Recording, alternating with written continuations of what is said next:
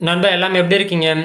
இதே போல் oil starter வேறொரு நபர் சர்வீஸ் பண்ணதை நீங்கள் புதுசாக சர்வீஸ் பண்ணுறீங்க அப்படின்ற பட்சத்தில் கீழே ஆயில் டேங்க் வந்துட்டு இருக்கு இல்லையா, அதாவது ஸ்டார்டர் ஆயிலை தேக்கி வைக்கக்கூடிய தொட்டியை நீங்கள் ஸ்டார்டர் கூட ஃபிட் பண்ணும்போது சரியான கான்டாக்ட் இல்லாமல் லூஸ் கான்டாக்ட் இருக்கும். அதாவது ஆட்டினீங்கன்னா கீழே இருக்கக்கூடிய ஆயில் தொட்டி மட்டும் ஆடும். ஸோ இது எதனால் ஆடுது, இதுக்கான சொல்யூஷன் என்ன அப்படின்றத இந்த வீடியோவில் பார்க்க போகிறோம். ஸோ சின்னதாக ஒரு ஸ்பான்சர் கண்டென்ட்டோட வீடியோ கண்டென்ட்டுக்குள்ளே போயிடலாம். This video sponsor by SBO private limited Tiruvannamalai. Digital marketing துறையில் அனைத்து விதமான மக்களுமே பயனடையக்கூடிய வகையில் பலவிதமான வேலை வாய்ப்புகளை இவங்க உருவாக்கி கொடுத்துட்ருக்காங்க. ஸோ உங்களுக்கு விருப்பம் இருக்குது அப்படின்ற பட்சத்தில் ஸ்க்ரீனில் தெரிகிற வாட்ஸ்அப் நம்பருக்கு மெசேஜ் பண்ணுங்கள்.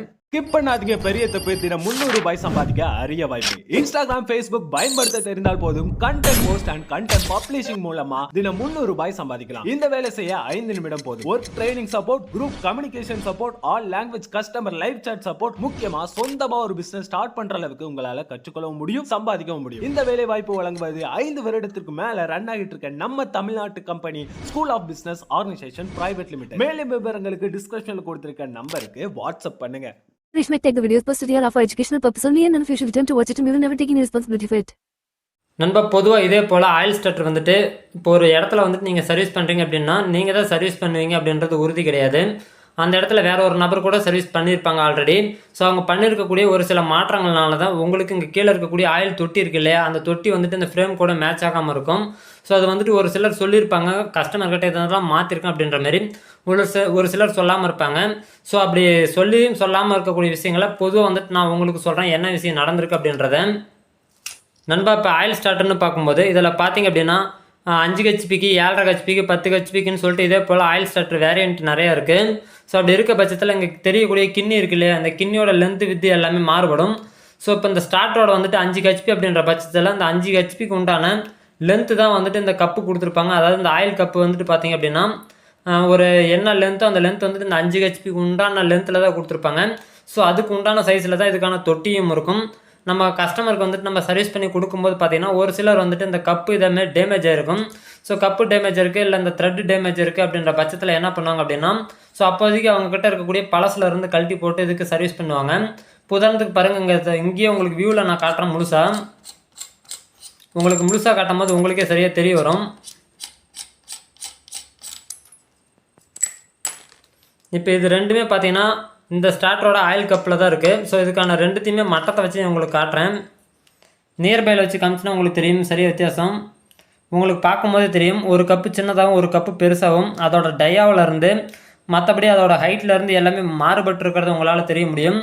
இப்போ இந்த சின்ன கப்பாக இருக்குது இல்லையா, இதுதான் இதோ இந்த ஸ்டார்டருக்கு உண்டான சரியான கப்பு. ஸோ வந்துட்டு கஸ்டமர் தரப்பில் வந்துட்டு அவங்க வந்துட்டு கொடுக்கும்போது பார்த்தீங்கன்னா அந்த கப்புக்கு வந்துட்டு சேஞ்ச் பண்ணியிருக்காங்க 2 இதை. ஸோ நமக்கு வந்துட்டு மரம் எல்லாமே ஒன்றா தான் மேட்ச் ஆகும். ஸோ அதனால் வந்துட்டு அது பிரச்சனையே தெரிஞ்சு கொள்ளாது. ஆனால் இதே போல் இருக்கும்போது இந்த கப்பு வந்துட்டு இப்போ கிண்ணி வந்துட்டு நீங்கள் ரொம்ப கீழே இறக்கி வைக்கிறீங்க அப்படின்ற பட்சத்தில் நமக்கு நார்மலாக பார்த்தீங்கன்னா இந்த கீழே இருக்கக்கூடிய தொட்டி கூட வந்துட்டு இந்த ஃப்ரேம் வந்துட்டு கான்டாக்ட் ஆகும். ஸோ அப்படி ஆகிற பட்சத்தில் பார்த்தீங்கன்னா நமக்கு ஃப்ரேம் வந்துட்டு இந்த கப்பு எந்த பகுதியில் இருக்கோ அந்த இருக்கக்கூடிய பகுதியில் மட்டும் ஃப்ரேம் வந்துட்டு உங்களுக்கு உட்காராது. அதாவது இந்த ஆயிலை தேக்கி வைக்கக்கூடிய தொட்டி வந்துட்டு உட்காராமல் இருக்கும். நீங்கள் பெரும்பாலும் கஸ்டமர் தரப்பில் வந்துட்டு கவனித்து பார்த்தீங்கன்னா தெரியும், இந்த கம்ப்ளைண்ட் வந்துட்டு எல்லா ஸ்டார்டர்லையுமே வராது. அதாவது ஒரு ஸ்டார்டரை வந்துட்டு ரொம்ப வருஷமாக யூஸ் பண்ணிகிட்டு இருக்காங்க. ஒரு சில ஸ்டார்டரில் பார்த்தீங்கன்னா தொட்டியே டேமேஜ் ஆகிடும். அப்படின்ற பட்சத்தில் அந்த தொட்டி, அதாவது ஸ்டார்டர் ஆயில் தேக்கி வைக்கக்கூடிய தொட்டி இருக்கு இல்லையா, அந்த தொட்டி கூட டேமேஜ் ஆகிடும். ஸோ அந்த நேரத்தில் வந்துட்டு தொட்டியை கூட மாற்றி தருவாங்க. அதாவது நம்மக்கிட்ட ஸ்டாக் இருக்குது அப்படின்ற பட்சத்தில், அதாவது ஸ்டாக்னா ஒன்றும் இல்லை, பழசு பொருள் இருக்குது அப்படின்ற பட்சத்தில் மக்களுக்கு வந்துட்டு அதை மாற்றி கொடுத்து இறங்கிடுவாங்க. அதுக்குன்னு சொல்லிட்டு ஒரு அமௌண்ட் சார்ஜ் பண்ணிப்பாங்க. அதே போல் தான் அந்த கப் ஆகட்டும், இந்த ஸ்டார்டரில் உள்பகுதியில் அந்த காயிலுக்கு வரக்கூடிய பிளேட் ஆகட்டும், அதாவது இந்த காயில் ஹோல்டு பண்ணக்கூடிய பிளேட் பார்த்திங்க அப்படின்னா சென்டர் பகுதியில் இருக்கும். அதெல்லாம் உங்களுக்கு அடுத்தடுத்து வரக்கூடிய வீடியோஸில் சொல்கிறேன். இந்த பிளேட்டெல்லாம் ஒரு சிலது போயிடும், அதெல்லாம் கிடைக்காது. அப்படின்ற பட்சத்தில் நம்ம கரெக்ஷன் பண்ணி போடுற மாதிரி இருக்கும். அப்படி இல்லைன்ற பட்சத்தில் பழைய ஆயில் ஸ்டார்டர்லேருந்து எடுத்து போடுவாங்க. இதே போல் சம்பவங்கள்லாம் நிறையா நடக்கும். இப்போ இந்த வீடியோவில் பார்த்தீங்கன்னா இந்த போல் கப்பு வந்துட்டு இதே மாதிரி வேரியன்ட் இருக்குது அப்படின்ற பட்சத்தில் உங்களுக்கு வித்தியாசத்தை ஈஸியாக கண்டுபிடிச்சிக்கலாம்.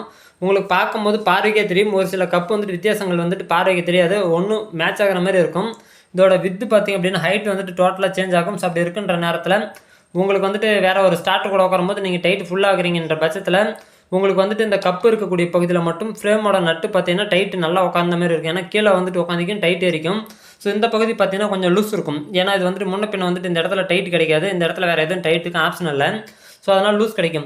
இதே போல் கப்பு வந்துட்டு தலைவலி எண்டில் உக்காது அப்படின்ற பட்சத்தில் ஸ்டார்டரோட கப்பு இருக்குல்ல, இந்த எண்ணெயை தேக்கி வைக்கக்கூடிய தொட்டி, அது வந்துட்டு இந்த கப்பில் வந்துட்டு நல்லா அப்படி ஹோல்ட் ஆகிற பட்சத்தில் பார்த்தீங்கன்னா இதில் மேக்னெட் ஃபீல்டு கிரியேட் ஆகிறதுனால இதோட இண்டக்ஷன் பார்த்தீங்கன்னா லேசாக வந்துட்டு அந்த ஸ்டார்டரில் உணர முடியும். அதாவது ஒரு இருப்பு ஆளை தூக்கி அடிக்கிற அளவுக்கு இருக்காது, பட் கை வச்சா நீங்கள் உணர்ந்து எடுப்பீங்க. அதாவது கரண்ட் ஷாக் அடிக்குது அப்படின்ற மாதிரி ஃபீல் பண்ணுவீங்க. ஸோ அதுக்கு தகுந்த போல் ஒரு இண்டக்ஷன் பவர் வந்துட்டு இது கிரியேட் பண்ணும்.